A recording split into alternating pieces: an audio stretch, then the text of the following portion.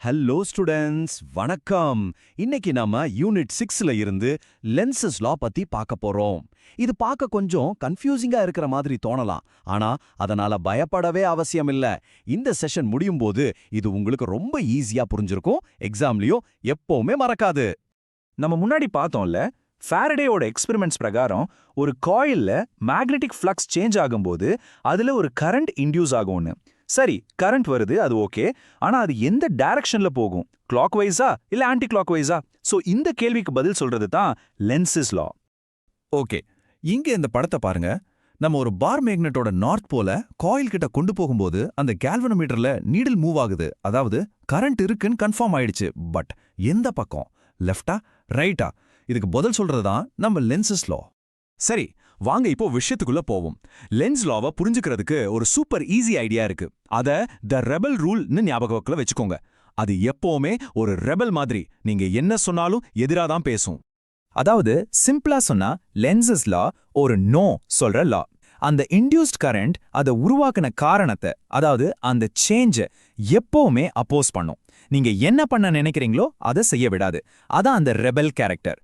Okay, இந்த rebel எப்படி walk ஆகுதுன்னு இங்க பாருங்க, சூப்பரா புரியும். ஃபர்ஸ்ட் இமேஜ்ல நீங்க மேக்னெட்டோட நார்த் போல காயில் பக்கத்துல கொண்டு போறீங்க. உடனே அந்த காயில் ஒரு நார்த் போல மாறி ஹேய் உள்ள வராதன்னு சொல்லி அதை தள்ளி விடும். அதே மாதிரி செகண்ட் இமேஜ்ல நீங்க அந்த நார்த் போல வெளியே இழுத்தீங்கன்னா அந்த காயில் உடனே ஒரு சவுத் போல மாறி என விட்டு போகாதன்னு சொல்லி அதை இழுக்கும். பாத்தீங்களா? எப்பவுமே நீங்க செய்யறதுக்கு ஆப்போசிட்டா தான் செய்யும். சரி, இந்த நோ சொல்ற ரூல், இந்த ரெபல் ஐடியா எல்லாம் நல்லா இருக்கு, புரியறதுக்கும் ஈஸியா இருக்கு. ஆனா இதையே நம்ம எக்ஸாம் பேப்பர்ல எழுதுனா மார்க் வருமா? வராது. சோ எக்ஸாம்ல எப்படி கரெக்டா ஒஃபிஷியலா எழுதுறதுன்னு இப்ப பாப்போம். Listen carefully.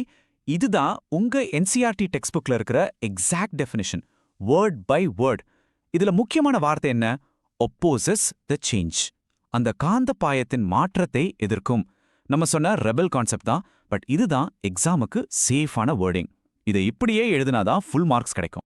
நல்லா கவனிச்சிங்கன்னா ரொம்ப பெரிய சீக்ரெட் ஒன்றும் இல்லை. இந்த லென்சஸ் லா ஃபாரடேஸ் லாக்குள்ள தான் ஒளிஞ்சிருக்கு. ஃபாரடேஸ் லா ஃபார்முலால ஒரு சின்ன மைனஸ் சைன் வரும்ல, அந்த நெகட்டிவ் சைன், அதுதாங்க லென்சஸ் லா. அந்த மைனஸ் சைனோட அர்த்தமே ஆப்போசிஷன் தான். அவ்வளோ சிம்பிள். ஓகே, ஸோ கரண்டோட டைரக்ஷனை கண்டுபிடிக்க இங்க ஒரு சிம்பிள் 3 ஸ்டெப் ப்ராசஸ் இருக்கு. ஸ்டெப் 1, மேக்னெட்டிக் ஃப்ளக்ஸ் இன்க்ரீஸ் ஆகுதா இல்ல டிக்ரீஸ் ஆகுதான்னு முதல்ல பாருங்க. ஸ்டெப் 2, லென்சஸ் லா படி அந்த சேஞ்சை அப்போஸ் பண்ற மாதிரி ஒரு இன்டியூஸ்ட் மேக்னெட்டிக் ஃபீல்ட் உருவாகணும். ஸ்டெப் 3, இப்போ அந்த இன்டியூஸ்ட் ஃபீல்டோட டைரக்ஷன்ல உங்க வலது கை விரல்களை வச்சா உங்க பெருவிரல், அதாவது தம், அந்த கரண்டோட டைரக்ஷனை காட்டும். இதுதான் ரைட் ஹேண்ட் ரூல். இந்த 3 ஸ்டெப்ஸ் ரொம்ப இம்பார்ட்டன்ட். ஓகே, இப்போ வரைக்கும் எல்லாம் கிளியர். ஆனா ஒரு பெரிய கேள்வி இருக்கு. ஏன் நேச்சர் இப்படி ஒரு நோ சொல்ற ரூலை ஃபாலோ பண்ணணும்? Why must it always oppose? வாங்க ஒரு தாட் எக்ஸ்பெரிமெண்ட் பண்ணி பார்ப்போம். ஒருவேளை நம்ம யூனிவர்ஸ்ல லென்சஸ் லா தலைகீழ ஒர்க் ஆச்சுன்னா, அதாவது அந்த இன்டியூஸ்ட் கரண்ட் சேஞ்ச அப்போஸ் பண்றதுக்கு பதிலா அதை இன்னும் என்கரேஜ் பண்ணுச்சுன்னா, ஹெல்ப் பண்ணுச்சுன்னா என்ன ஆகும்?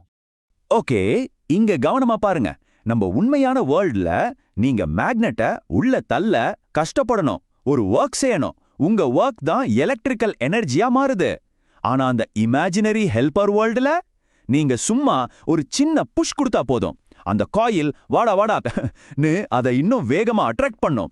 மேக்னெட் ஆட்டோமேட்டிக்கா ஆக்சலரேட் ஆகி எனர்ஜி ஃப்ரம் நத்திங், ஒரு பர்பெச்சுவல் மோஷன் மெஷின் மாதிரி.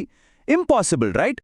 இப்படி நடந்தா என்ன அர்த்தம்? நம்ம ஃப்ரீயா எனர்ஜியை கிரியேட் பண்றோம்னு அர்த்தம்.